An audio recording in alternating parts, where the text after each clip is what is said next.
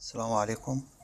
انا جاي دلوقتي اكلمكم او مش اكلمكم، انا جاي اوجه رسالة بس للناس اللي بتغلط في الحق الضوئي.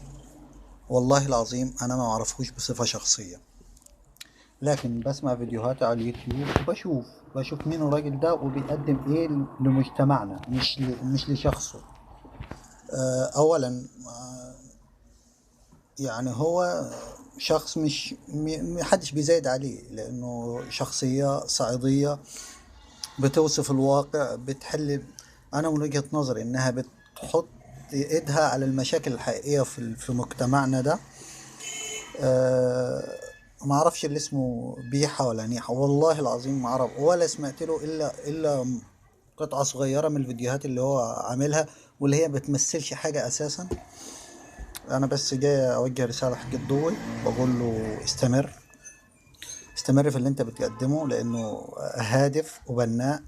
واللي يقدر يعمل يعني محدش يقدر يعمل زيك، لان اللي يقدر يعمل زيك كان عمل زمان. اللي يقدر يحل مشكلة كان حلها زمان. بس الناس دي يعني عايزة تعمل سمعة لنفسها عن طريق الحق الضوء.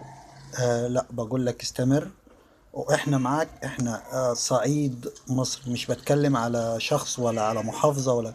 يعني انت شخص بتمثل قرانا ونجوعنا من الصعيد كلها، مش هقول من قرية محافظة كذا او قرية كذا، لا.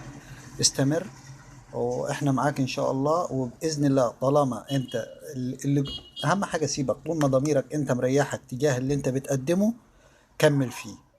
وبالتوفيق يا حاج ضوي. انا مش هطول كتير، لانه الناس هتقول ان انا بعمل فيديو علشان لا. سيبكم من الكلام ده. انا عجباني جدا فكرة الحاج الضوي